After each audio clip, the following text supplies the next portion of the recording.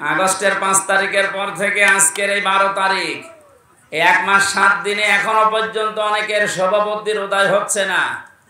এরা এখনো পর্যন্ত ওই সেই ছোটখাটো বিষয় নিয়ে এখনো গন্ডগোল মারামারিতে লিপ্ত আছে। এভাবে করতে থাকেন 80 জন আমরা, তারপরও কিন্তু পাশ করা যাবে না। ওই 20 জনেই তাদের আগের ওইটাই পাশ করে ফেলবে। আমি কি বোঝাতে চাই বুঝেছেন নাকি আন্দাজে? যাতে মাথা হলে ওরা তাহলে ঠিক আছে। এই জন্য আমাদের এই দেশে এখন যে দুর্বিসন্ধি চলছে, বিশেষ করে দাদা বাবুরা কিন্তু চেষ্টা চালাচ্ছে আমরা যেন 80 জন এক জায়গায় হতে না পারি। জেলখানায় আমি 3টা বছর মাওলানা মামুনুল হক আমার পাশে ছিল। মাঝে মাঝে আমারে বলতো, হামজা বাইরে থাকতে কি ভাবতাম, আমার ভেতরে এসে কি শুরু হইল। আমরা কি মনে করতাম, আর বাস্তবতা আসলে কোথায়। আমরা মারামারি করেছি টুপি নিয়ে, কয় কলি টুপি মাথায় দেবো আমি এই নিয়ে। হাত বাঁধবো না হাত ছেড়ে দেবো, মোনাজাত করবো না মোনাজাত হাত ছেড়ে দেবো, এই নিয়ে গন্ডগোল করি আমরা। আর এখন দেখছি ওরা কোথায় পৌঁছিয়েছে। ওরা সংখ্যায় বেশি না 20 জন, কিন্তু আমরা 80 জন হওয়ার পরেও পালিয়ে পালিয়ে বেড়াই, মার খাই। জেলের ভেতরে শুধু আটক করে রাখে না, সবচাইতে বেশি কষ্ট দিয়েছে এই জালেমেরা আলেমদেরকে। কত মার্ডার মামলার আসামি দেখতাম রাজার হালে ভেতরে খাচ্ছে, ঘুরছে, মাস্তানিও করছে। আর আমরা 76 জন আলেম এক জায়গায় ছিলাম। আমাদেরকে কি কষ্ট দিয়েছে, যোগাযোগ বিচ্ছিন্ন। মানবতা বিরোধী অপরাধ বলে ওরা খুঁজে পায় না। ওরা মানবতা বিরোধী অপরাধের বিচার করে। এই আয়না ঘরের সাথে যারা জড়িত সব চাইতে মানবতা বিরোধী অপরাধের সাথে শামিল না এরা।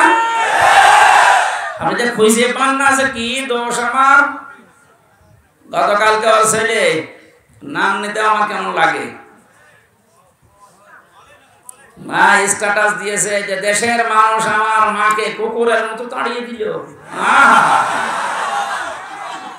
বাঘের মতো তাড়াবে, কুকুরের মতো তাড়িয়েছে, কপাল ভালো।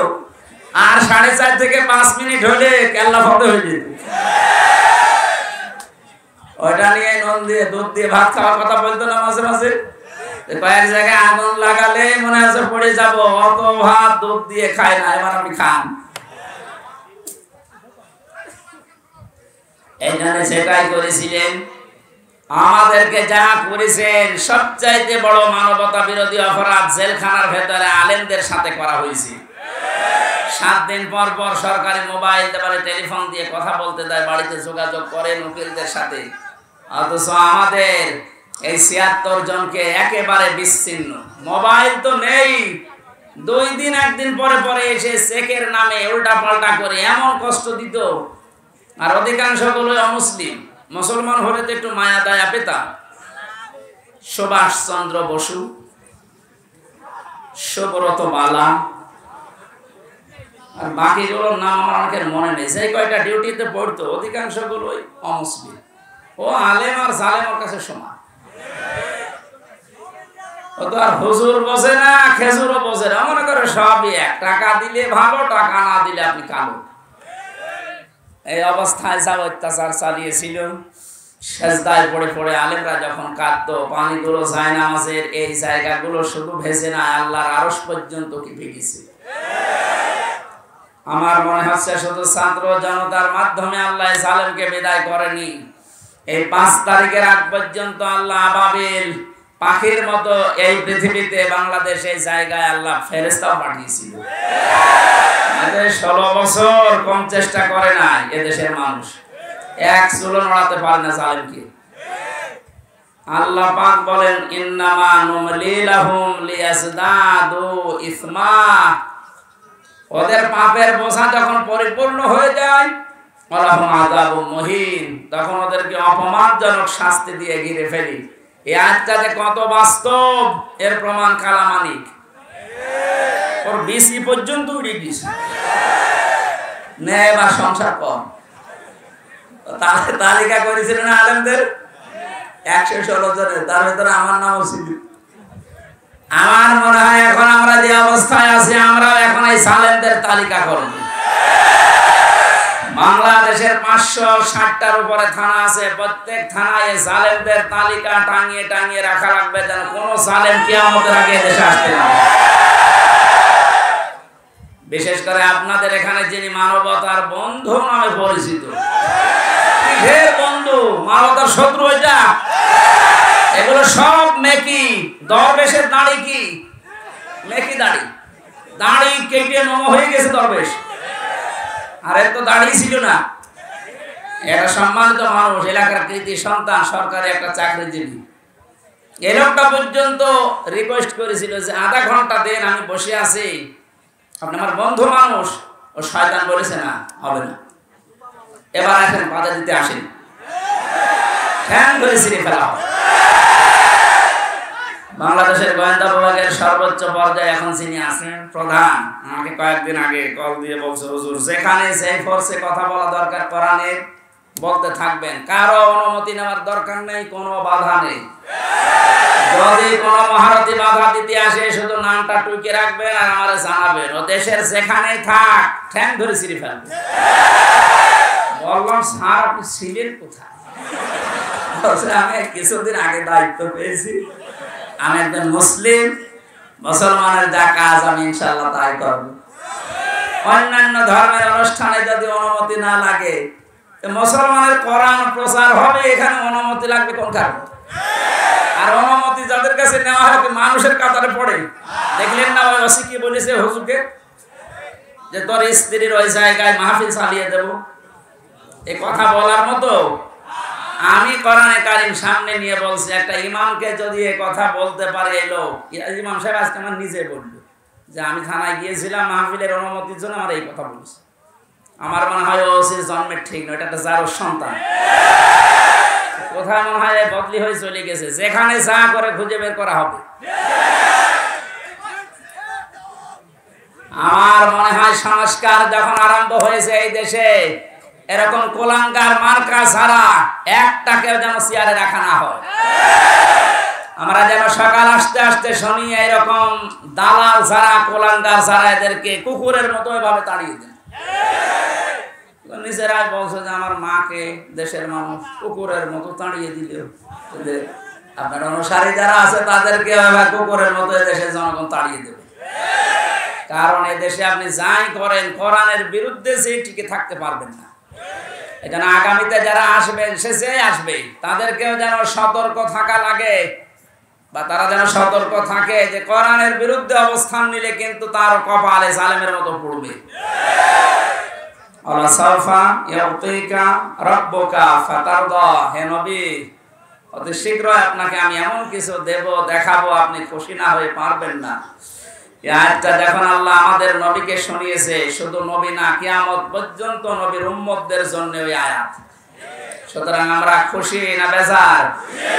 বলেন। এখন আবার অনুমতি লাগবে নাকি? কার কাছে অনুমতি লাগবে? আসেন আপনি। কালকে আমার দিনের বেলা ছিল যশোর বেনাপোলে, রাতে ছিল সাতক্ষীরায়। ওসি সাহেব এসে বলছে, হুজুর আপনার সাথে একটু খাবার খাবো। কেন? গত বছর আপনাকে আমি আসতে দেয়নি, এই জন্য মাফ চাবো। কিসের মাফ? আপনি আবার রাগ করেন না, আমার হাত বাঁধা ছিল। কয়েকদিন আগে আমার মামলা যা ছিল সব আদালত ঢিসমিস করে দিয়েছে, সব খারিজ, বেকসুর খালাস, কোন দোষ পাইনি এরাই 3টা বছরে। আমি মনে হয় যে বলতে গেলাম যে আদালত 3টা বছর তো মামলা আপনার কাছে আসতো, তখন তো বললেন না যে না কোনো কিছু পাচ্ছি না, মামলার বিচার করব কি দিয়ে। এখন বলছে যে কোনো মাল নেই, কি দিয়ে বিচার করব। এতদিন বললেন না? উনি লাজবাব, কিছু বলতে পারতো না। এই কথা বলতো যে হুজুর আমার হাত বাঁধা ছিল। কি বলতো? আমরা চাই ওনার যেমন এখন হাত খোলা। এদেশে 1628টা চেয়ার আছে, মেন জায়গা যারা চালায়, এর 1627টা চেয়ার সব ছিল হাত বাঁধা, একটা চেয়ার শুধু হাত খোলা ছিল। কথা বলছেন? কালকে ওসি সাহেব ওইটাই আমরা জানিয়েছে যে আমরা যাই করে আমাদের হাত বাঁধা ছিল, কিচ্ছু করার নেই, খালি একটা হাত খোলা ছিল। আপনি কি মনে করছেন কাওয়া কাকু এরকম ফটফট করে ওর হাত খোলা? না, ওর হাত বাঁধা। ওরা যা বলতে বলে কাওয়া তাই বলে। আর বাকিগুলোর নাম নিতে আমার ঘৃণা লাগে, ওগুলো মানুষের ভেতরে পড়ে না। সুতরাং আমরা বৈষম্য বিরোধী ছাত্র আন্দোলনের মাধ্যমে যে স্বাধীনতা পেয়েছি, 9 দফা দাবি। কয় দফা? এর একটা ছিল যে আমরা কারো হাত বেঁধে রাখতে চাই না, সব হাত থাকবে খোলা। গতকালকে ডক্টর মোহাম্মদ ইউনূসের ভাষণ শোনেননি? কোনো হাত বাঁধা থাকবে না, সব হাত থাকবে কি? আমরা হাত খোলা থাকতে চাই। তাহলে ন্যায় বিচার কায়েম হবে ইনশাআল্লাহ। আর 100% ন্যায় বিচার কায়েমের জন্য এটা লাগবে, তাছাড়া সম্ভব না। প্রশ্ন আসতে পারে তাহলে উন্নত বিশ্বে যে সমস্ত দেশগুলো আছে ওখানে তো এটা কায়েম নেই, ন্যায় বিচারের না, ন্যায় বিচার নেই। আমি কয়েকদিন আগেও সিঙ্গাপুর, মালয়েশিয়া, থাইল্যান্ড সহ বহু দেশে ঘুরে আসলাম, কিচ্ছু পাইনি। হ্যাঁ, ওখানে নিয়ম নীতি ঠিক আছে, যেহেতু কোরআনে কারিমের বিচার ব্যবস্থা চালু নেই, এই জন্য অনেকের ওপরে ওখানে অবিচার হচ্ছে। এই জন্য অবিচার মুক্ত করার জন্য, ন্যায় বিচার কায়েম করার জন্য এর বিকল্প দুনিয়ায় কিছু নেই, থাকতেও পারে না। জানে এইটা দিয়ে যদি কেউ বিচার ফয়সালা না করে, আল্লাহর ভাষায় সে কাফের, সে জালেম, সে ফাসিক। আমরা যারা জালেম হয়ে, কাফের হয়ে, ফাসিক হয়ে মরতে চাই, তাহলে এইটার বিচার ব্যবস্থা কায়েম করা লাগবে না? আমার হাকামা বিহি আদালা, যারা এটা দিয়ে বিচার করে তারা ন্যায় বিচার কায়েম করতে পারে। আরে ভাই, 53 বছর তো আপনি দেখলেন যে কেমন লাগে দেশটা। বাবা চালিয়েছিল, দুর্ভিক্ষে মানুষ মরিস, স্বামী চালিয়েছিল, চাচা চালিয়েছিল, আপনাদের এই কথা বলেন না, আপা চালিয়েছে, ভাবি চালিয়েছে। কাঙ্ক্ষিত মানের শান্তি আমরা দেখতে পাইনি, আর পাওয়া সম্ভব না। এখন শুধু দেখতে বাকি আছে আল্লাহর এই কোরআন দিয়ে 56,000 বর্গ মাইল চললে কেমন দেখা যায়। এরা দেখতে চান, কারা দেখে? লিল্লাহি তাকবীর।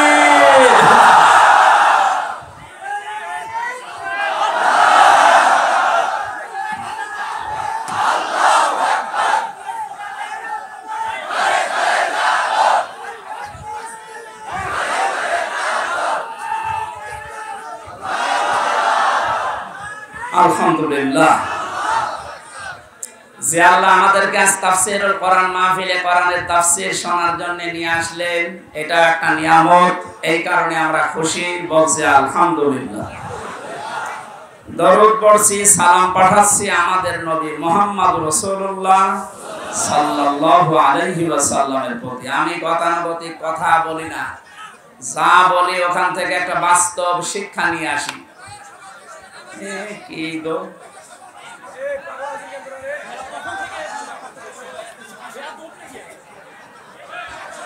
মনে হয় রংপুর বিভাগের মানুষেরা না, এরা মনে হয় রাজশাহী বিভাগের।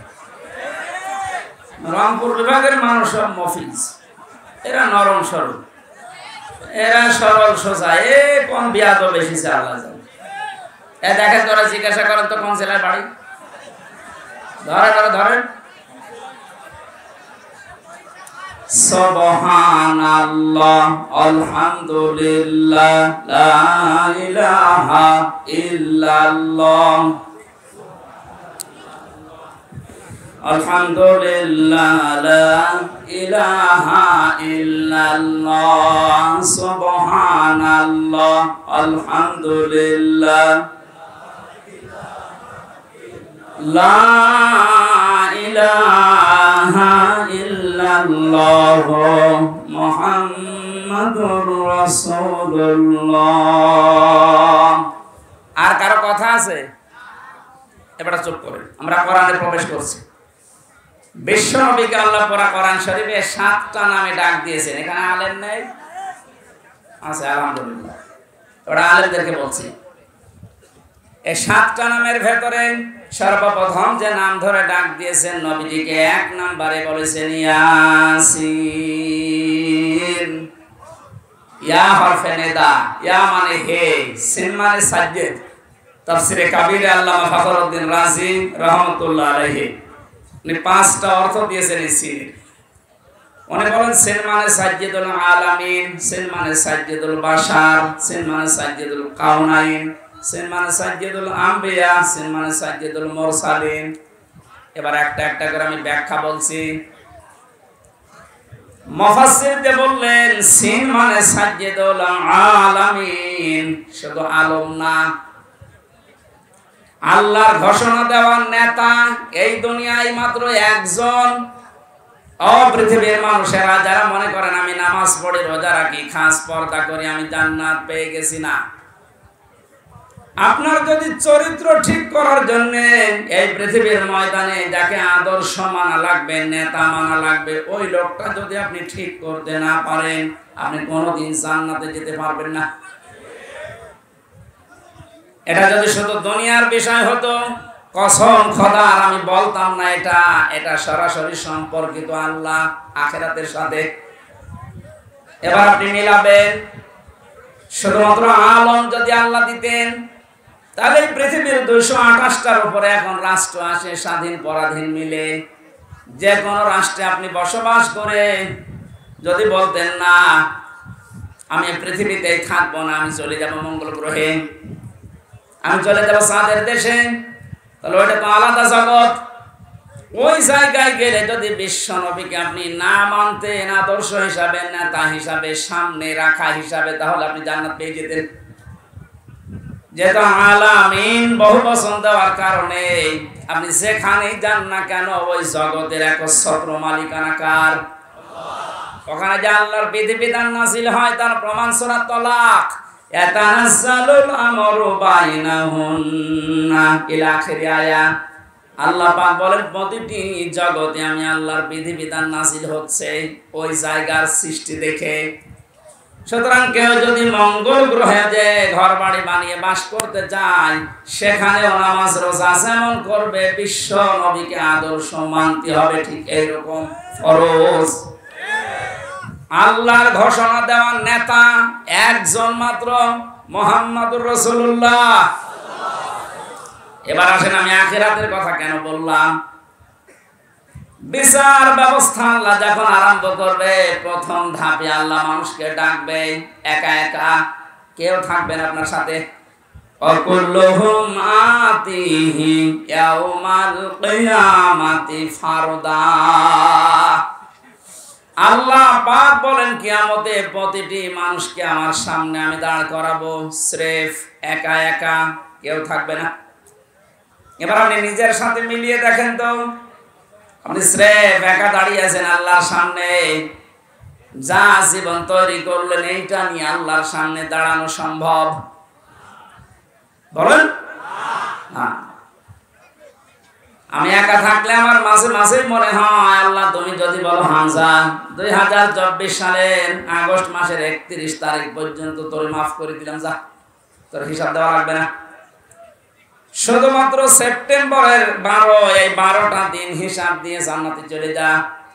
আমার যা অবস্থা, এই 12 দিনের হিসাব জোগাড় করা এখনো সম্ভব না। আপনারা পারবেন না? আপনারা পারবেন।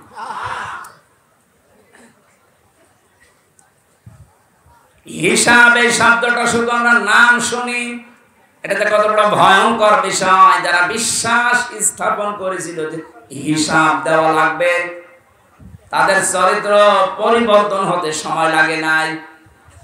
আর যাদের ভেতরে টেন্ডেন্সিটা আজও পয়দা হয়নি, ওই মানুষগুলো কাবা শরীফের পাশে যে মাসের পরে মাস থেকে আসে, তারপরও চরিত্র বদলায়নি। এর প্রমাণ এই দরবেশ বাবা। আমি সেই কয়বার কাবায় গিয়েছি, সেই কয়বার দেখেছি ও কাবার পাশে ওই তাওহীদ টাওয়ারে থাকে। 14-15 লক্ষ টাকা খরচ সেখানে, আর আমরা থাকি 1.5 কিলোমিটার দূরে।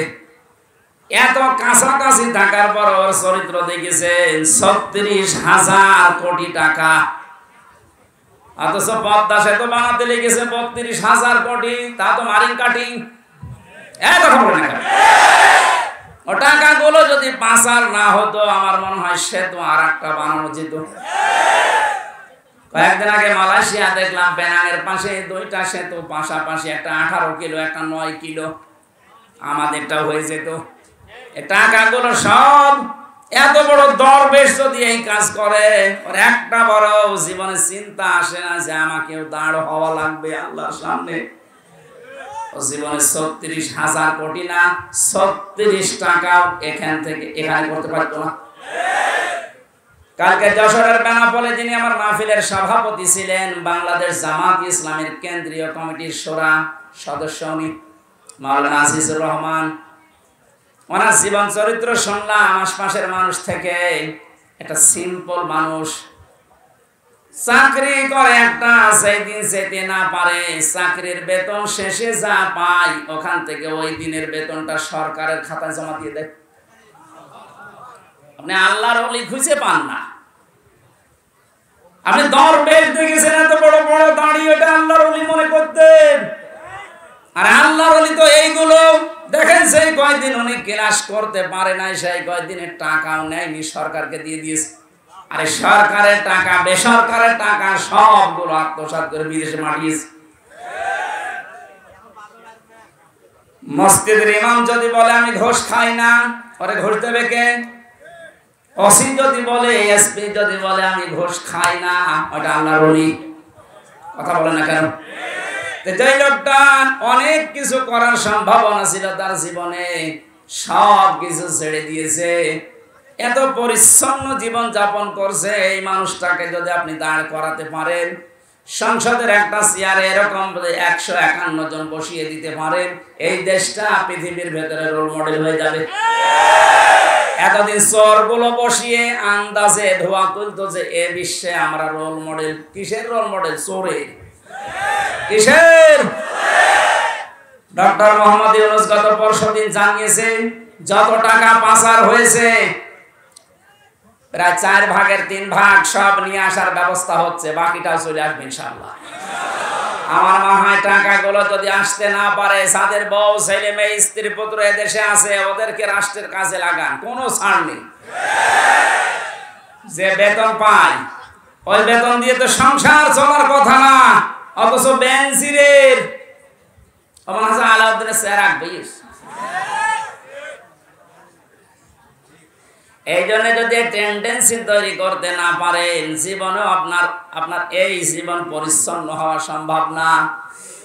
খলিফাতুল মুসলিমিন হযরত ওমর, এই এদিকে তাকান, রাদিয়াল্লাহু তাআলা আনহু ছেলেটাকে ভর্তি করে দিলেন এক মাদ্রাসায়।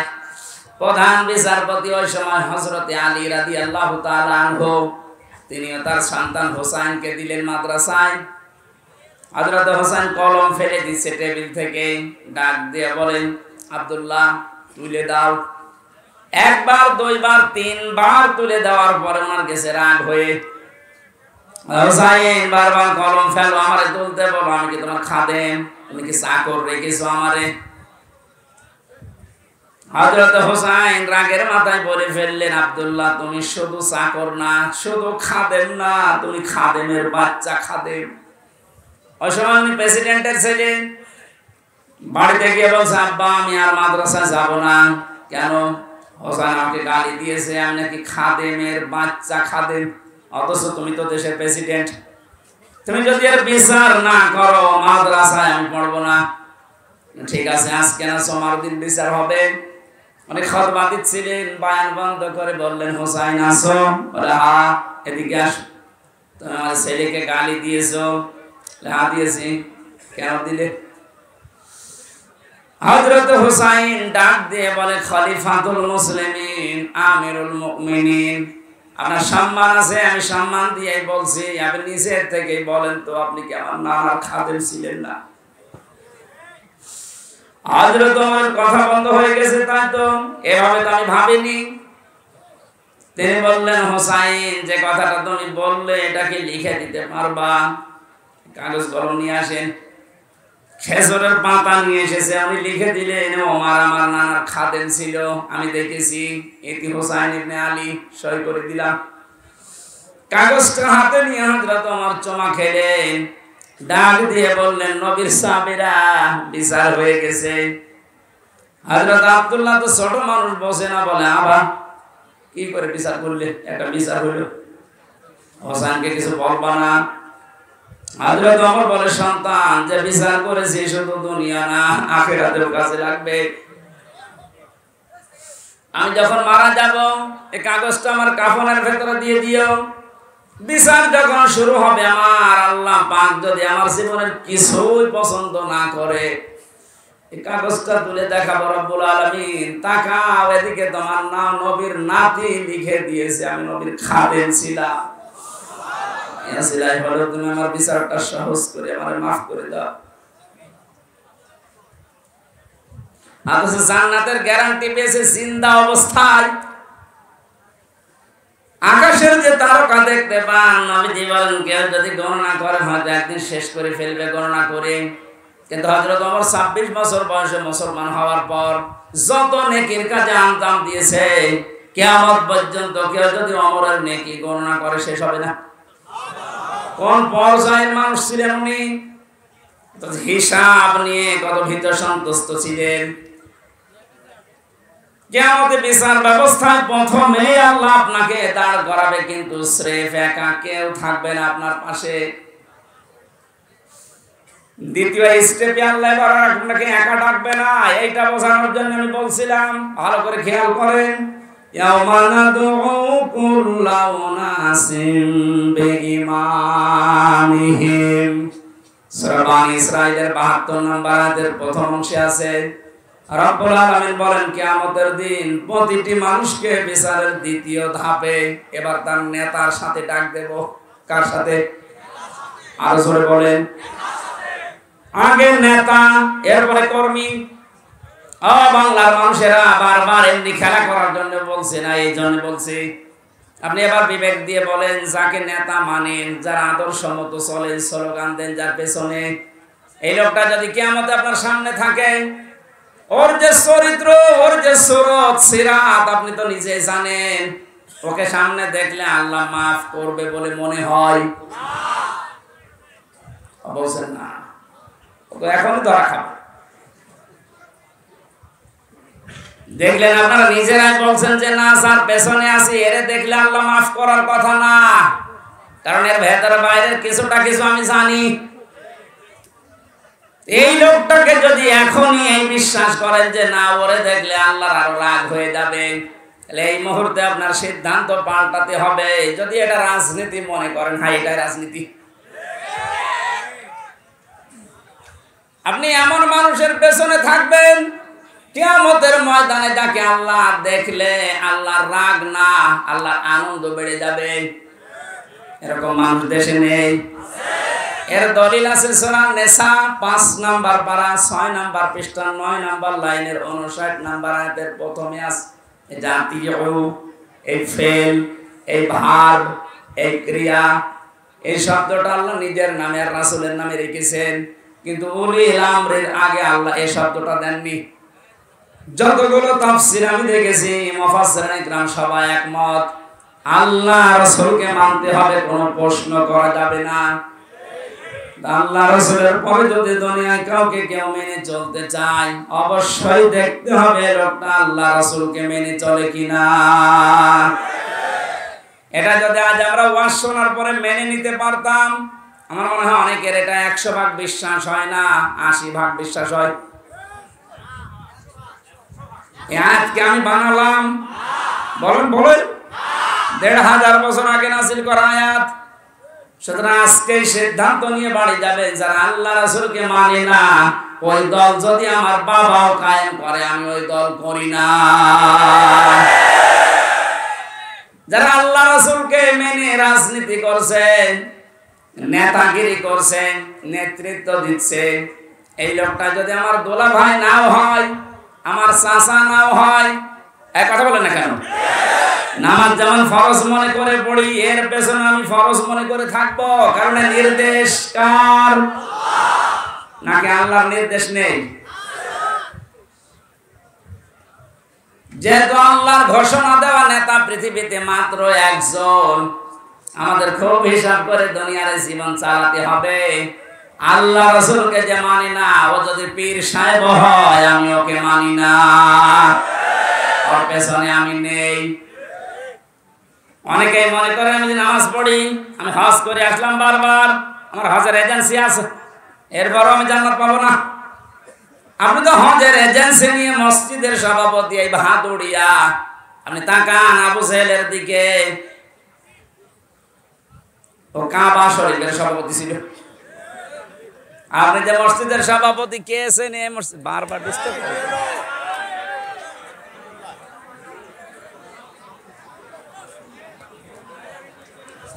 এমনিতে মাইক ভালো না, এরপরেও আবার যদি এইভাবে ডিস্টার্ব করে। বুঝলাম, কিন্তু মাইকে তো ভালো না।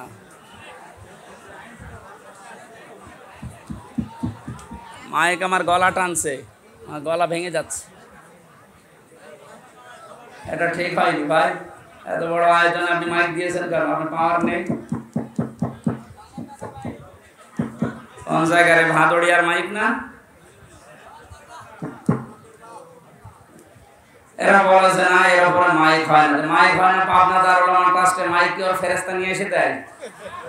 ওদের মাইক দেখেন তো আধা হাত দূরে থেকে কথা বলে শোনা, তো পাওয়ার আছে, রসনের সাথে মতো না।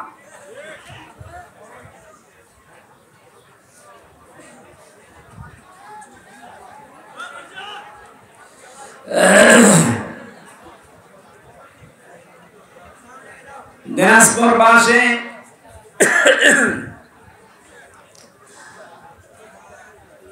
সূরা আরাফের ৮ পারার ২০ পৃষ্ঠার ৩ নাম্বার লাইনে একটা আয়াত আমার বেশি বেশি করে মনে পড়ে। এটা ফাজাইনাহু ওয়া আহলাহু ইল্লা মারাতাহু কানাত মিনাল গাবিরিন। আমি যত তাফসীর বিশ্ববিদ্যালয়ে বসে বসে প্রায় ৪২টার উপরে আমি একটা একটা করে দাঁড় করিয়েছিলাম, দেখি কি প্রত্যেকটা কি সবগুলো মুফাসসির আয়াতের ব্যাপার এক কথাই লিখেছেন। হযরত লূত আলাইহিস সালামের জামার দুইজন ফেরেশতা এসে লূত নবীকে বললেন, আপনার উম্মত যারা আছে তাদেরকে নিয়ে আপনি চলে যান, কিন্তু সাবধান আপনার স্ত্রীকে নেবেন না, এখানে আমরা আল্লাহর গজব নাযিল করব। প্রশ্ন আসতে পারে, লূত নবীর স্ত্রীর চরিত্র খারাপ ছিল? না না, পৃথিবীর কোন নবীর স্ত্রীর চরিত্র খারাপ না, কারণ কোন হারাম রক্তের ভেতর আল্লাহ নবীদের রক্ত প্রবেশ করার নাই। আমরা আজ দেখতে পাই অনেকের হারাম রক্ত, এ কারণে আন্ডা বাচ্চা চা হয়, ওগুলো হারাম হয়। হযরত নূহ আলাইহিস সালাম এই কারণে ৯৫০ বছর পরে তিনি দোয়া করেছিলেন, লা তাদার আলাল আরদি মিনাল কাফিরিনা দাজ্জার। হে আল্লাহ, জালেমদের কাফেরদের একটা আন্ডা বাচ্চা পর্যন্ত জমিনে না থাকে, কারণ যেটা থাকবে ওর পেট থেকে যেটা আসবে ওইটা হারামি হবে।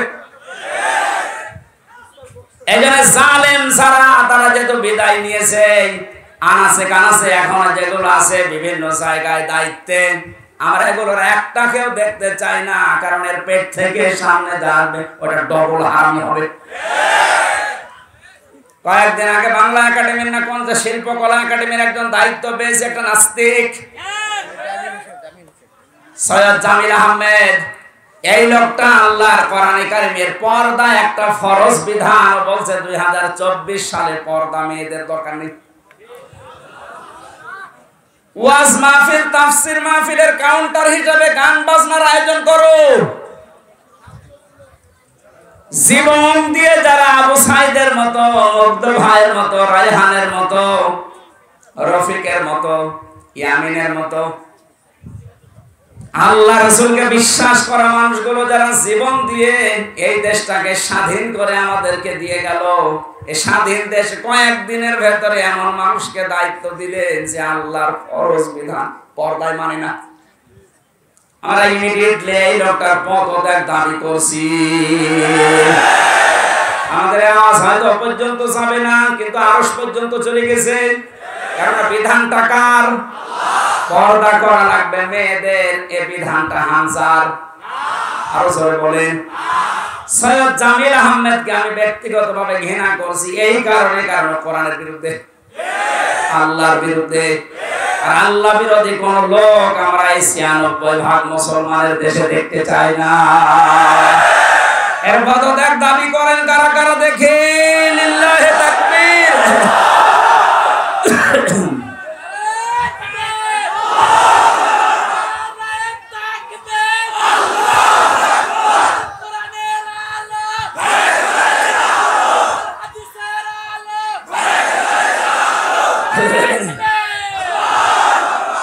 এই এই শয়তানকে যদি এখন ছাড় দেওয়া হয়, এও কালামানিকের মতো হবে, এ মুরগি চোরের মতো হবে।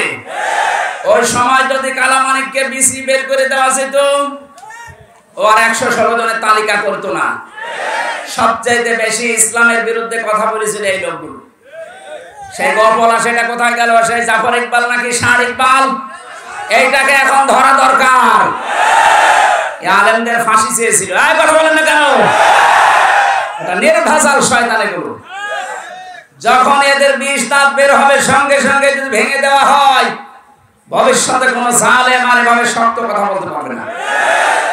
এই সৈয়দ জামিল আহমেদকে ছেড়ে দেন, এই শয়তান কয়েকদিন পরে এই স্বৈরাচারের মতো কথা বলতে শুরু করবে, বলবো আমি সব। এত কষ্ট করে স্বাধীন করে যারা দিয়ে গেল, তাদের মতামতের গুরুত্ব নেই। প্রত্যেকটি সমন্বয়ক এখন এক কথায় উচ্চারণ করছে, আমরা আল্লাহ রাসূলকে বিশ্বাস করি, তার বিধান দিয়ে আমরা সবার বাদল করে দিতে চাই। শয়তান সে আল্লাহর বিধানে হাত দিয়েছে, দায়িত্ব পেতে দেরি, একবারে এসে আল্লাহর বিধান পর্দায় হাত দিয়েছে। এই 24 সালে মেয়েদের আর পর্দা দরকার নেই। কি বড় কথা বলতো! আপনি ব্যক্তিগতভাবে আমার 2টা থাপ্পড় দিন, আমি মেনে নিতাম। আপনি সাপোর্ট করছেন কার? আল্লাহর পুরোপুরি বিরুদ্ধে অবস্থান নিয়েছে, ও আল্লাহর বিরুদ্ধে যুদ্ধ ঘোষণা করেছে। কথা বলেন। আজকে তিরমিজি শরীফে একটা হাদিস পড়ছিলাম, কেউ যদি জেনে বুঝে কোন জালেমকে সহযোগিতা করে, সাহায্য করে, সমর্থন জানায়, যদি ভালোবাসে, ও সঙ্গে সঙ্গে নবীর উম্মত থেকে বের হয়ে যায়। এরপর অনেকে এখনো পর্যন্ত জালেমদের সাফাই গান। আমরা আহ্বান জানাচ্ছি, আনাসে কানাসে সে জালেম গুলো আছে। ডক্টর ইউনূস কালকে কতগুলো তালিকা দিয়েছে দেখেননি? 100 জনের প্রায় 80 জনের পরিবর্তন প্রায় হয়ে গেছে। বাকি 20 জন যারা আছে, এগুলো আমরা আর চাই না, কারণ এগুলো এই গণহত্যার সাথে সবগুলো দায়ী। ওর একা জীবনও সাহস হতো না। এই শয়তানগুলোকে নিয়ে যা করেছে, পৃথিবীর ইতিহাস পাল্টিয়ে ফেলেছে। বাইরে যাদের ঈমান নেই, যারা অন্য ধর্মের, তারা পর্যন্ত রিপোর্ট পেশ করছে যে 1200 কতজন গণহত্যার শিকার। এখনো পর্যন্ত অনেকে জালেমের সাফাই গিয়ে সাহস দিতে চাচ্ছে যে আপা আপনি ঘাবড়াবেন না, আপনি ঘাবড়ালে আমরা নরম হয়ে যায়। ওরে শয়তান, ওরে পিটিয়ে নরম বানানো দরকার। ইয়ামেন ভাইকে পুলিশের গাড়ি থেকে, ওখান থেকে, এখনো জীবিত ছিল, নড়াচড়া করছিল, ওখান থেকে ফেলে দিয়ে পা লেগেছিল গাড়ির চাকার সাথে, মনে হচ্ছে কুকুরের বাচ্চা টেনে নিয়ে যাচ্ছে। এরপরও আপনার মানুষ কিচ্ছু হয়নি মনে করেন। আয়না ঘরের ভেতর থেকে যারা বের হয়ে তাদের করুণ কাহিনী শোনালো, আপনি কি মনে করছেন মিথ্যা কথা? আমি নিচে তো ছিলাম, আমি দেখেছি মাটির নিচে যে ঘর, ওখানে থাকা যায়। আজান হয় কখন, আজানও শুনতে দিত না। আমি তো 4 ওয়াক্ত নামাজ আন্দাজে পড়েছি, কিছু জানি না যে কখন আজান হয়, কখন দিন হয়। 11 ঘন্টা আমার টাঙ্গিয়ে রেখেছিল, কিচ্ছু জানি না, আন্দাজে। চোখ কালো কাপড় দিয়ে বেঁধে, পেছনে হাত বেঁধে, পায়ে ডান্ডা বেড়ি লাগিয়ে, মাথায় দড়ি দিয়ে 1-2 ঘন্টা বলে 11 ঘন্টা। দুপুরবেলা নিয়ে গেছে 2টা, রাত 11:30টায় নিয়ে এসেছে। 1টা-2টা দিন হলে তো এরকম হয়। রিমান্ডে যতদিন রেখেছে এরকম কষ্ট দিয়েছে। আমার আসার সময় বলেছে, বাইরে যে যদি কিছু বলেন, এখানে যা দেখে গেলেন আপনারা কিন্তু ফেলে দেব। এই জন্য তো কিছু বলতে পারতাম না। এখন যে ফেলে দেবে সেই পরিবেশ। বিশেষ করে আমার এই কাউন্টার টেররিজমের আসাদুজ্জামান, এই গোপালী, এই লোকটা আমার ধরার পরে আমার বাবার কাছ থেকে বলেছে 50টা মামলা দেবো আপনার ছেলেকে। আমার বাবা বলেছে মামলা তোর একটাও নেই। বলছে মামলা আমরা বানাবো, কালকের ভেতরে আপনি 10 লাখ টাকা দেবেন। আমার বাবা গ্রাম্য মানুষ, জমি জায়গা যেখানে যা ছিল ধার কর্জ করে সঙ্গে সঙ্গে 8 লাখ টাকা দিয়েছে। মনে করেছিল যে রিমান্ডে মারবে না। ও শয়তানরা কি মানুষ নাকি? টাকাও নিয়েছে, মাছ ধরেও করেছে, মামলাও দিয়েছে। কত বড় বেঈমান বলেন তো।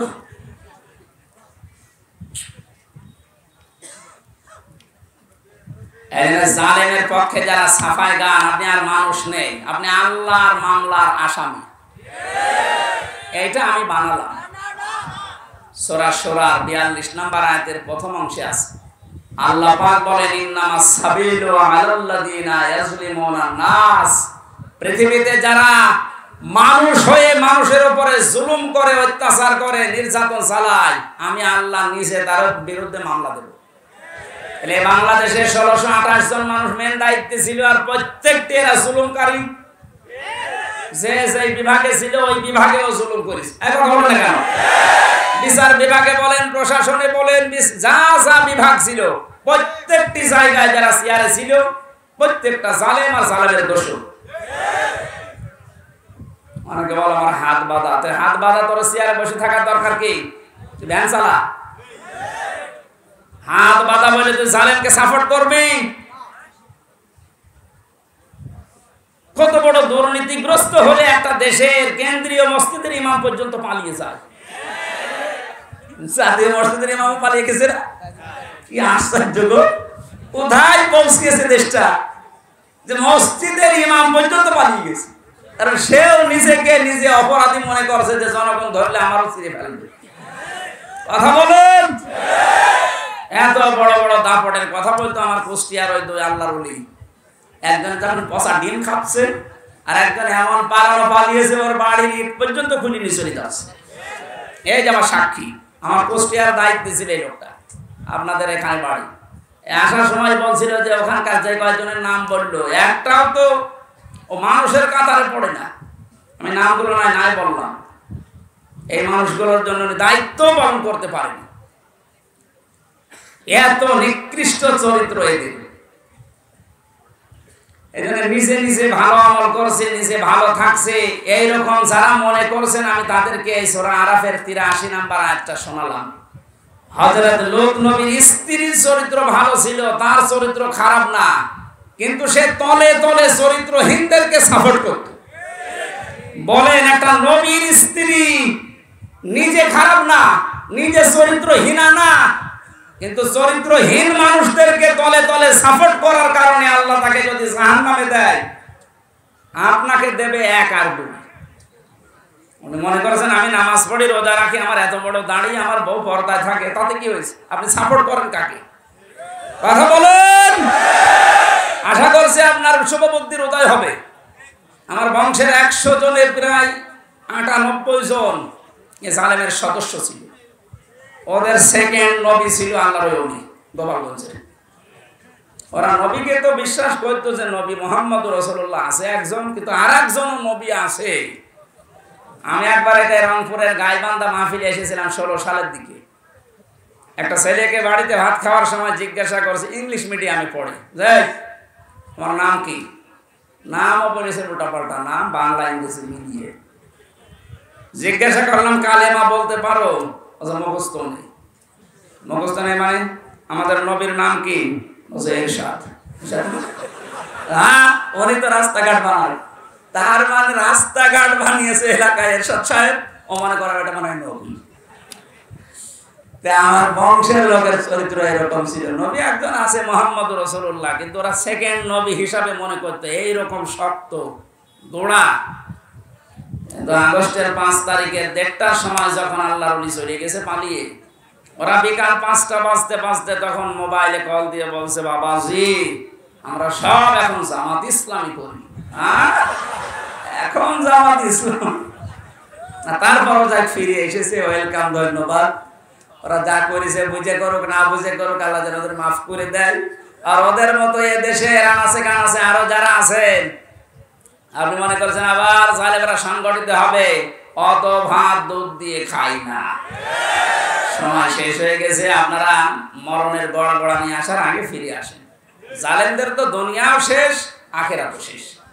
এখন বলে দেখেন, দুনিয়া এখন আর রাস্তায় বের হতে পারবে? মামুনুল হক কয়েকদিন আগে বলে না যে জালেমদের তালিকা করে করে মরে মরে টাঙিয়ে দেন, যেন কিয়ামতের আগে দেশে ঢুকতে না পারে। এমন যেমন দেখলেই পিটিয়ে মানুষ মেরে ফেলছে। ঝিনাইদহে এক জালেমকে পিটিয়ে মেরে রাস্তার ওখানে উলঙ্গ করে টাঙিয়ে রেখেছে। শেষ পর্যন্ত মহিলারা যখন দেখছে যে না জিনিসপত্র সব দেখা যাচ্ছে, তাড়াতাড়ি করে ওখানে নামিয়ে কবর দিয়েছে। কি করবো, ছাতা ওকে দেখার মতো, এত বড় হারামি।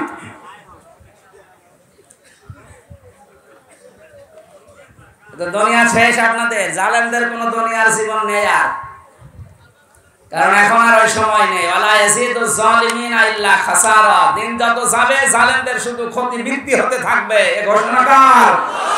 বলেন। কিন্তু যারা জালেম হয়ে মারা যাচ্ছেন তাদের অবস্থা আরো খারাপ হবে। তারা মামলার আসামি হামজা। কার? আপনি চিন্তা করেছেন? আল্লাহর মামলার আসামি। বাদী যত শক্ত হয় মামলা তত কঠিন হয়। আমার মামলার বাদী যেহেতু রাষ্ট্র ছিল, এই জন্য মামলার জামিন হইতো না। অথচ এই মামলায় অনেকে 1.5 মাস 2 মাস পরে বের হয়ে চলে গেছে। আমার 3 বছরও জামিন নেই। তার মানে আমার মামলার বাদী সলিমদ্দি কলিমদ্দি না, একেবারে সে যাই হোক।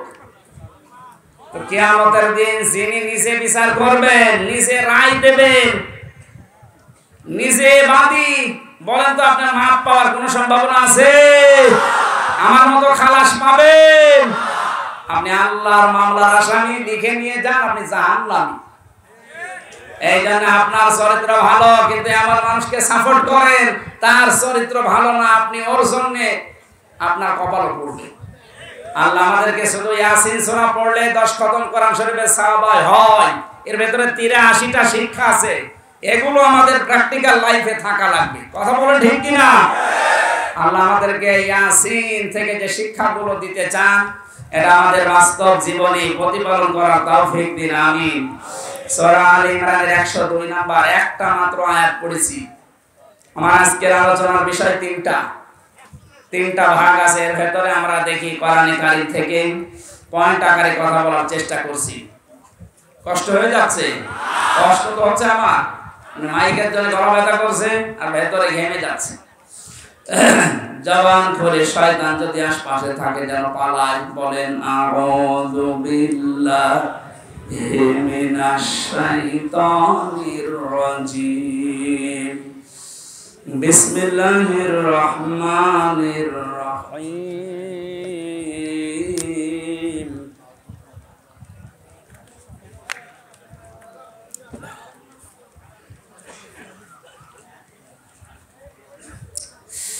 ইয়া আইয়ুহাল্লাযীনা আমানুত্তাকুল্লাহা হাক্কা তুকাতিহি ওয়া লা তামুতুন্না ইল্লা ওয়া আনতুম মুসলিমুন।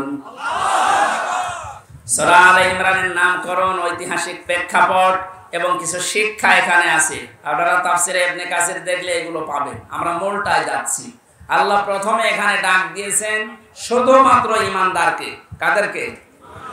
আমরা কি ঈমানদার না বেঈমান? এখন আপনার ঈমান আছে কিনা এটা পরিমাপ করবেন কি দিয়ে? দাড়ি পাল্লায় তুলে দেন নাকি? আল্লাহর নবী থার্মোমিটার দিয়েছেন। এদিকে তাকান, খুব গুরুত্বপূর্ণ বিষয় ভাই। নবীজি বলেন ইদা সাররাতকা হাসানাতুকা ওয়া সাআতুকা সাইয়্যাতুকা ফা আনতা মুমিন। তোমার যে ঈমান আছে তুমি কিভাবে টের পাবে জানো? যদি তোমার ভালো কাজগুলো তোমাকে আনন্দ দেয় আর অন্যায় কাজ দেখলেই তোমার কষ্ট লাগে, বুঝবা তোমার ঈমান আছে। ও দিনাজপুরবাসী, এদেশের দিকে তাকিয়ে বলেন তো, ভালো কাজ সবার কাছে ভালো লাগে? অন্যায় কাজ সবার কাছে কষ্ট লাগে? সুতরাং ভালো কাজ যার কাছে ভালো লাগে, অন্যায় কাজ দেখলে যার কাছে কষ্ট লাগে, সে যেন মনে করে আমার ঈমান আছে। আর যার কাছে ভালো কাজও ভালো লাগে, অন্যায় কাজও ভালো লাগে, সে যেন বোঝে সে মুনাফিক। আল্লাহ এখানে মুনাফিককে ডেকে দিয়েছেন না ঈমানদারকে? আমরা অন্তত দেখতে পেলাম যে আমার অবস্থান কোন জায়গায়। আমি যদি ঈমানদার হয়ে থাকি, আল্লাহ এবার আমাকে আদেশ দিচ্ছেন ইত্তাকুল্লাহ, আমাকে ভয় করো। আমাকে কি করো? এই যে শব্দটা নিয়ে আবহমান কাল থেকে বহু ব্যাখ্যা আমরা শুনেছি, পেয়েছি। আমার এখন আধুনিক একটা ব্যাখ্যা পেয়েছি। খুব কষ্ট হচ্ছে, বসেন একটু, বসেন বসেন। এবার তো আমি প্রবেশ করছি জায়গায়। আল্লাহকে ভয় করো এই শব্দটা পড়া কোরআনে যতবার আমি পেয়েছি, আধুনিক ভাগে ব্যাখ্যা করার চেষ্টা, যখন তাফসীর খুলে খুলে দেখলাম যে না, এ তো মিলছে না। এটা কিছুদিন আগে একটা তাফসীর বের হয়েছে, এই জায়গায় তাকওয়া শব্দের ব্যাখ্যা লিখতে গিয়ে মুফাসসির লিখেছেন তাকওয়া মানে যে যে বিষয়ে কাজ করবে ওই বিষয়ের শিক্ষা, দীক্ষা, প্রশিক্ষণ, এরপরে এই কাজটা সুচারুরূপে যদি আঞ্জাম দিতে পারে এর আরবিতে নাম তাকওয়া। ইনি একটা ইঞ্জিনিয়ার, উনি যে সমস্ত কাজগুলো করে বিএডিসিতে, ওই কাজগুলো সম্পর্কে ওনার আগে শিক্ষা লাগবে, প্রশিক্ষণ লাগবে, এবং বিনা বাধায় ওই কাজটা সুচারুরূপে যখন আঞ্জাম দিতে পারবে ওইটার নাম আরবিতে তাকওয়া।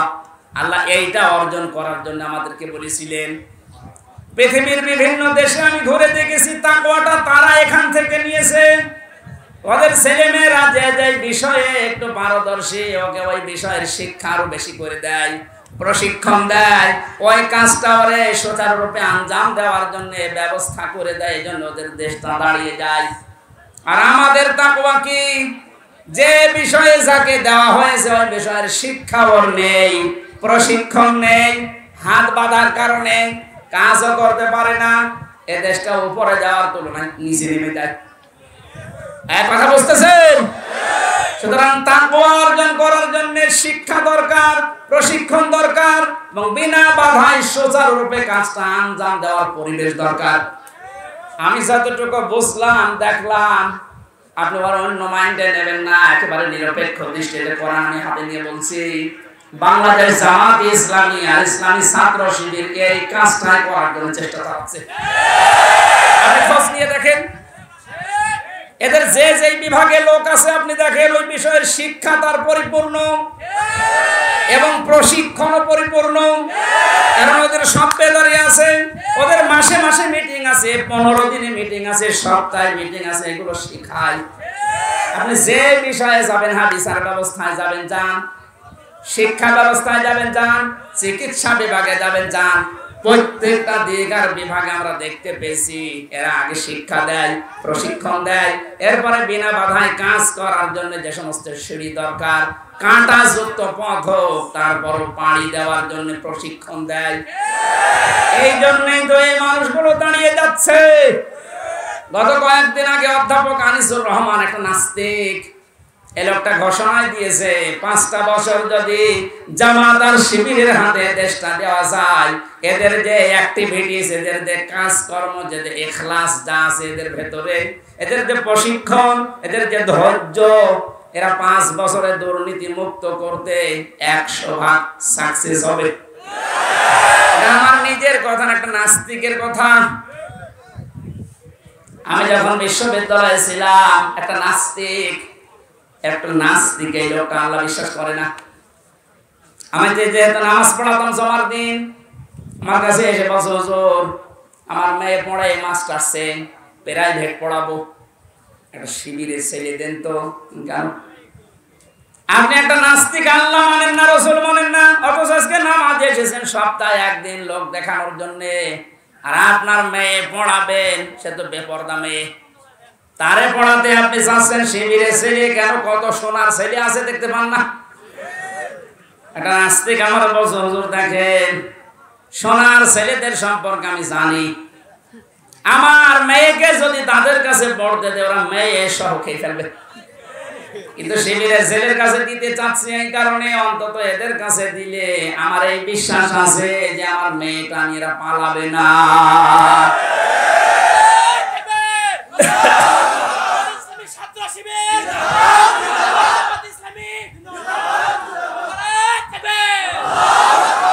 আমার মুসলমান ভাইরা, আমি দালালি করার জন্য না, আল্লাহর কসম, আমি যা দেখতে পেয়েছি আমার এই 30-33 বছর বয়স, আমি সেটা বলছি। আমরা তাকওয়াই বুঝি না, তাকওয়া যারা বোঝে তাদের ধারে কাছে আমরা যাই না। তাকওয়া কত রকমের হয় আমি 9 প্রকার পেয়েছি তাফসীরে। কোন মানুষ যদি তাকওয়া অবলম্বন করে আল্লাহ 27টা উপকার করে দুনিয়া আর আখিরাত মিলে। সুবহানাল্লাহ বলতে পারো না? ওটা তাফসীরে ফি জিলালিল কোরআনে এই ইত্তাকুল্লাহর ব্যাখ্যায় সরাসরি একটা একটা করে পয়েন্ট আকারে আছে। যদি পারেন যারা জ্ঞান অন্বেষণ করার জন্য একটু চেষ্টা চালান তারা দেখে নেবেন সূরা আলে ইমরানের 102 নম্বর আয়াতের তাকওয়া শব্দের ব্যাখ্যাটা। হাক্কা তুকাতিহি, যেভাবে আমাকে ভয় করা দরকার ওইভাবে তোমাদের ভয় করা লাগবে। বাস্তবে আমরা দেখেছি বহু মানুষ আল্লাহকে ভয় করার মতো ভয় করার কারণে দুনিয়া আখিরাত সব পরিপূর্ণ পেয়ে গেছে। এই যে আব্দুল কাদের জেলানির নাম শুনি, তার বাবার জীবনে দেখেছি ফল ভেসে আসছিল পানি দিয়ে, যদিও ভেসে যাওয়া জিনিস খাওয়া যায় যাচ্ছে কারণ তার কোনো মালিক নেই। ক্ষুধার্ত অবস্থায় ফলটা খাওয়ার পরে তার মনে হয়েছে আমি কার জিনিস খেলাম, আমি তো না বলে খেয়েছি। এত বড় ক্ষুধার্ত মানুষ প্রায় সারাদিন সারা রাতে হেঁটে হেঁটে বাগানের মালিকের কাছে মাপ চাইতে গেছে। এর নাম হাক্কা তুকাতিহি। আমরা যদি ভয়কে ভয় করার মতো আল্লাহকে করতে পারি, মহান আল্লাহ আব্দুল কাদের জিলানীর বাবার মতো দুনিয়া আখিরাত আমাদের দিয়ে দেবে। ওয়ালা তামুতুন্না, মরো না, ইল্লা ওয়া আনতুম মুসলিমুন, যতক্ষণ পর্যন্ত মুসলমান হতে না পারো। এই যে আজকে যারা মুসলমান হয়েছে আল্লাহ এই কথাই কোরআনে জানিয়েছে, তোমরা মরবা না, ইহুদি হয়ে মরবা না, খ্রিস্টান হয়ে মরবা না, হিন্দু হয়ে মরবা না, বৌদ্ধ হয়ে মরবা না, মরতে হলে মুসলমান হয়ে মরো। মুসলিম শব্দটা এসেছে ইসলাম থেকে, সেলমন বা সালমন থেকে। এর শাব্দিক অর্থ শান্তি, আর রাহাতুন মানে সুখ। আল্লাহ পাক বলেন কেউ যদি দুনিয়াতে ইসলাম মানতে চায়, আমি ইসলাম পাঠিয়েছি দুনিয়ায় দুই প্রকারের। ইসলাম কয় প্রকার? হ্যাঁ, ইসলাম কয় প্রকার? না না না, বোঝার পরে বলবেন। ইসলাম কয় প্রকার? একটা আছে প্রাকৃতিক ইসলাম আর একটা শারঈ ইসলাম। প্রাকৃতিক যে ইসলামটা এটা আমার আল্লাহ যেদিন বানিয়েছে ওই দিন থেকে কিয়ামত পর্যন্ত একইভাবে চলবে। এই যে সূর্য যেখানে ওঠে যেখানে ডোবে এটা আল্লাহ বানিয়েছেন। এটা আম গাছে কোনোদিন আম ছাড়া পেঁপে ধরে না, এটা কিয়ামত পর্যন্ত এইভাবে থাকবে। প্রাকৃতিক ইসলাম তৈরি করে দেওয়ার দায়িত্ব কার? কিন্তু শরঈ ইসলাম যেটা এই যে কাগজে আছে, কোরআনে আছে, হাদিসের পাতায় আছে, এই কাগজের ইসলামকে জমিনে যতদিন পর্যন্ত আপনি কায়েম করতে না পারবেন, চেষ্টাও যদি না করেন, মান মাতা, যে ব্যক্তি মরে গেল, অলাম ইয়াগজু, সে চেষ্টা করে নাই, যুদ্ধ করে নাই, গাজওয়ায় শামিল হয় নাই, অলাম ইউহাদ্দিস বিহি নাফসাহু, তার মনের ভেতরে কামনা বাসনা আসে না যে ইসলাম কায়েম হোক, মাতা আলা শুবাতিন মিনান নিফাক, আল্লাহর নবী বলেন সে যেন মারা যাওয়ার সময় মুনাফিক হয়ে মরে যায়। বলেন নাউজুবিল্লাহ। প্রাকৃতিক ইসলাম যেহেতু আল্লাহ নিজে কায়েম করে দিয়েছেন, কাগজ ইসলাম তো আল্লাহ কায়েম করে দেয়নি, দিচ্ছে না, দেবেও না। এটা কায়েম করার দায়িত্ব ফেরেশতাদের। কাদের? আপনি এইটা না করে মরে গেলে মুসলমান হয়ে মরতে পারবেন না, মুনাফিক হয়ে মরবেন। এরপরে এখনো রাজনীতি মনে হয়। এই যে যতদিন পর্যন্ত কাগজের এই ইসলাম জমিনে কায়েম না হবে ততদিন আমাদের বিশ্রাম নেই। আরো জোরে, যেভাবে হোক এটা আমাদের কায়েম করাই লাগবে। কায়েম যদি হয়ে যায়, ফাহাল্লা হালালাহু ওয়া হারামা হারামাহু, এর হালালকে হালাল মানতে পারবো, হারামকে হারাম জেনে ছেড়ে দিতে পারবো। আদখালাহুল্লাহুল জান্নাহ, আল্লাহর নবী বলেন তুমি যেন মনে করবা আল্লাহ তোমার জান্নাতে দিয়ে দিয়েছে। সুতরাং কোরআন কায়েম হলে এটা মিনি জান্নাত হয়ে যাবে। ওই পরিবেশটা আল্লাহ আমাদের চর্ম চোখে দেখার তৌফিক দেন। বলেন আমিন। পারিবারিক জীবন সম্পর্কে যে সমস্ত লেখাগুলো আমার ছিল সেগুলো কারাগার থেকে বই আকারে বের করেছি। মেয়েদের জীবনের উপরে ওদের উপরে কথা বলা দরকার ছিল, ওই ওখান থেকে নিয়ে যাবেন, ওটা কাজে লাগবে। ওই যে ডানে গাড়ি আছে, মাজলুম এক সাইদের কথা বলছি, এখানে পাওয়া যাচ্ছে পিরোজপুর আদালত থেকে, জন আদালত থেকে এটা ছাপানো হয়েছে। দেশবাসীর প্রতি আল্লামা সাইদের খোলা চিঠি ছিল, ওনার নাতির উপরে একটা চিঠি ছিল আর দেশবাসীর উপরে। এই বইগুলো কারা নিয়ে এসেছে এখান থেকে নিয়ে যাবেন। আল্লাহুম্মা লা ইলাহা ইল্লা আনতা সুবহানাকা ইন্নী কুনতু মিনাজ জালিমিন। আল্লাহ পছন্দ এই গরমের ভেতরে এত কষ্ট করে তোমার বান্দা বান্দিরা বসে আছে, আজকের আলোচনার সওয়াবগুলো তুমি আমাদের নবীর রওজায় পৌঁছিয়ে দাও। দুনিয়ার মাটির নিচে যারা ঈমান নিয়ে ঘুমিয়ে গেছে এদেরকে ক্ষমা করে দাও।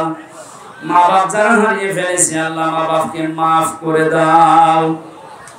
সারা জীবন অপরাধ করে জীবনটা নষ্ট করে ফেলেছি, তুমি বলেছো ওয়ালা তামুতুন্না ইল্লা ওয়া আনতুম মুসলিমুন, মুসলমান না হয়ে মরবা না। আল্লাহ তাআলা মুসলমান হয়ে মরার জন্য তোমার কোরআনে কারীমের পরিবেশ দরকার, ওই পরিবেশ তুমি আমাদের দেশকে বানিয়ে দাও। মাহফিলের আয়োজন করতে গিয়ে তোমার যে বান্দারা শ্রম দিল এদেরকে কবুল করো। অত্র প্রতিষ্ঠানে তিনি তিল তিল করে গড়ে তুলেছেন, মসজিদের পাশে তিনি ঘুমিয়ে আছেন, আল্লাহ তুমি তার কবরটা জান্নাত বানিয়ে দাও। গলাটা আমার প্রচন্ড ব্যথা, 3টা বছর জেলে থাকার পর আমার এখনো শরীর স্বাভাবিক হয়নি, কথা বললে গলা ব্যথা করে। আল্লাহ মুক্ত জীবনে যখন ফিরিয়ে দিয়েছো আমার কণ্ঠটাও তুমি ছেড়ে দাও। মা বোনরা যারা এসেছে এদেরকে রোগ শোক থেকে বাঁচাও। হাজারো পরিবার আজ পরকীয়া প্রেমের কারণে জীবনটা নষ্ট হয়ে যাচ্ছে, আল্লাহ তুমি আমাদেরকে রক্ষা করো। এদেশে তুমি আর কোন সালেমকে চেয়ারে বসতে দিও না।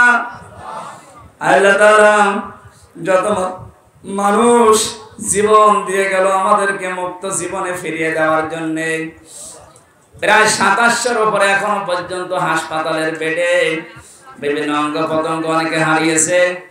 রব্বুল আলামিন যেই মানুষগুলো শহীদ হয়েছে এই মানুষগুলোকে জান্নাতের সুউচ্চ মাকামে পৌঁছিয়ে দাও।